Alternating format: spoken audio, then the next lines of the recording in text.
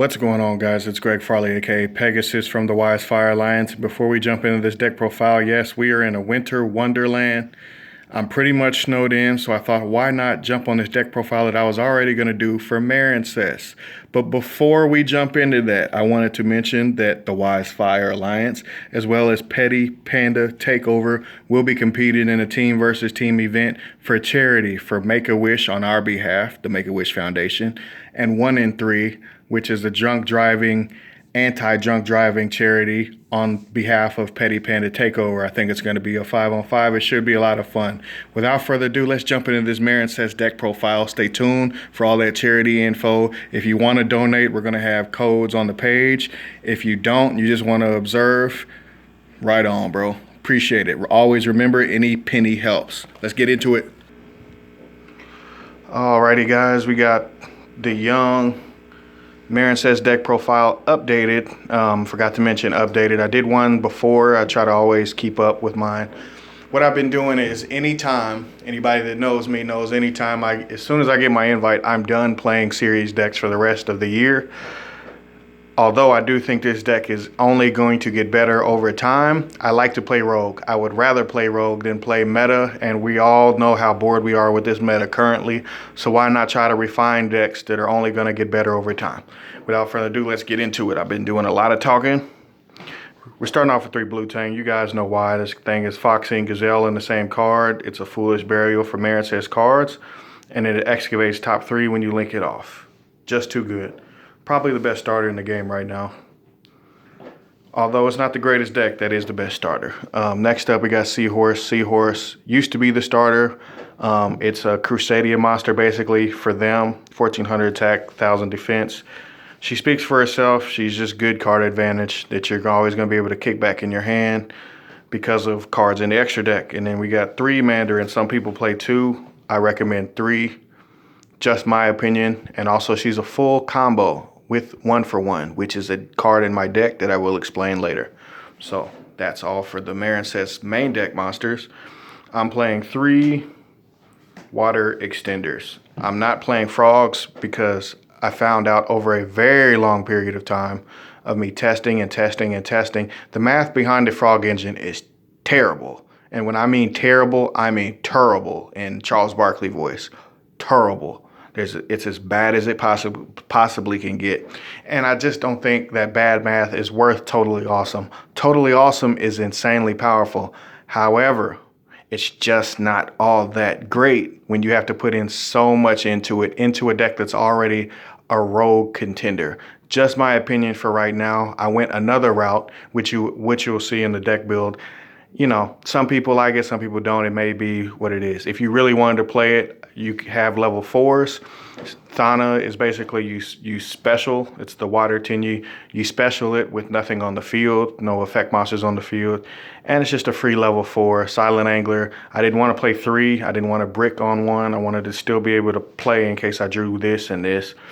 And they go hand in hand. When the Marincess level 4 comes out, you just remove all of these. Or you can just play as many extenders as you want and probably add these in. You can play Bahamut Shark to go into Toad. I just don't recommend it. It's not all that great to me. Just my opinion. Next up, we got a triple forehead girl. As long as the meta is what it is, then the other hand traps are as bad as they are. You know, like Ghost Ogre isn't all that great right now. I like it. I mean, I don't really see the reason to change. And then rounding out the monsters, just for this meta, DD Crow is a really good hand trap right now. And as we all know, hand traps kind of ebb and flow with whatever the current meta is. Now, if you're in a local scene or a regional scene where you know you're going to see control decks all day, then this may not be that good. However, I know that I'm going to see a lot of meta decks, and I have to be ready for the meta decks, and this is one of those cards that definitely destroys some of the meta decks. And I mean destroys. And if a rogue deck doesn't have the same ceiling as that deck, then cards like this definitely help to control the other deck to get it down to your level, or at least be able to play at your pace. So that's it for that. Then we got 3 Signet Mining and double of the field spell. Yes, double because I'm playing Pot of Desires. And then Signet Mining, as long as it's a 3, you got to play 3. I feel like eventually it's going to be the new reinforcement of the army, because eventually a deck is just going to flat out break it past what Salamangreat did. And this deck is also breaking the same thing. The double desires, as I mentioned, and then upstart, 1-for-1 reborn. You could play Foolish Burial as well, maybe cut a Mandarin and play that.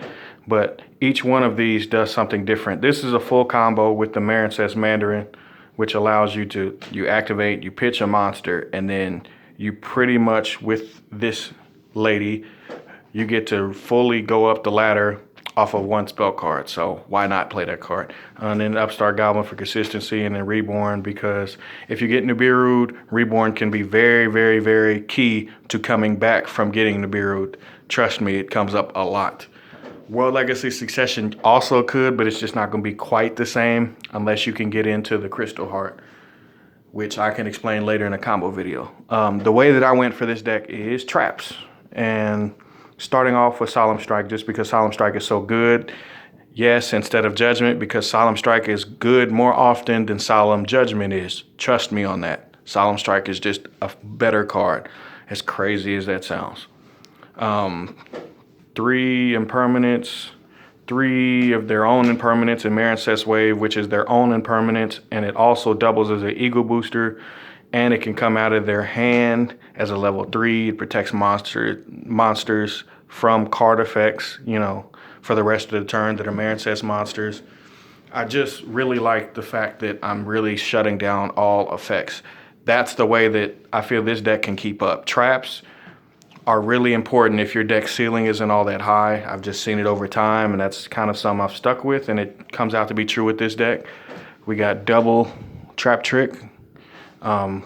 This is the reason why I'm playing some of the cards I'm playing. Trap Trick is just a really powerful card. I highly recommend, if you really feel like, if you have the Sanctum package, I don't actually have it on me anymore. I was playing it and testing it in locals. It just wasn't that great, but I feel like it only can get better the more meta decks you play. And like I said, mine kind of ebbs and flows. Sometimes it's control, sometimes it's decks that you use, you know, you got to play against the extra deck type of deck. But I just don't want to main deck Sanctum against stuff like Subterror and Draco and blah, blah, blah, blah, blah. So that was it for that. And then Double Dynamiscus, this card is absolutely nuts. It handles Floodgates. It handles problematic monsters like Sunlight Wolf, like Dingirsu. And it just cuts right through it just like Cosmic Cyclone can. I highly recommend the card. And that was all for the main deck. Moving to the extra deck, 2 Slug, 3 Anemone, which is the most important card in the extra deck, along with double Marbled Rock. She is the second most important. I guess the starter is really, really important. Obviously, you have Wonder Heart as the knockout punch. Obviously, you have Sea Angel to search the spell. And then the rest of this is pretty much randomized things that definitely are going to help. Trust me, they're going to help you in some capacity. So obviously, I'm playing Super Poly. These are the decks I see the most, Dark decks and Salamangreat, so that's why I'm playing that. It's really easy to go into this over the Boral load and all the decks that take 3 effect monsters. It's just easier to go into this. Trust me. Just trust me on that. Dweller, I recommend Dweller just because, you know, I'm playing level 4s. When Pascalis comes out, this only gets better. You can also play Bahamut Shark and Toad, but I wouldn't recommend it. Obviously, you have the Crystal Heart that makes this whole deck work, and then you got Nightmare Phoenix. Nightmare Phoenix. Yes, it's a fire. Yes, you get locked out of water, but sometimes you need to get rid of a floodgate, and you can still have the same resources that you had after you get rid of the said floodgate. So, side deck, excuse me. I had triple Super Poly. I also think Sanctum can go somewhere in here. So Artifact Sanctum can be very prevalent in your side if you really feel like you want to, as you are playing Trap Trick. It's a very viable option. Just, you know, I'm going with what I have right now. 3 Twin, double Pancratops, double Nibiru, and double Lancia. That is the entire deck profile. The reason why I'm playing it like this is because I just don't know what else you need, really. I mean, these can handle the back row decks. You know, you got all the mix that you need. You got pretty much something for everything. This is just a generic side deck. Obviously, you modify it for whatever your locals is. I really like the extra deck, and as I said, I feel like Traps is the best way to play this deck until there is further support. I do not like the Toad engine. It's just not that great at the end of the day. It has been losing me more games than I've been winning. This deck has been performing very, very well.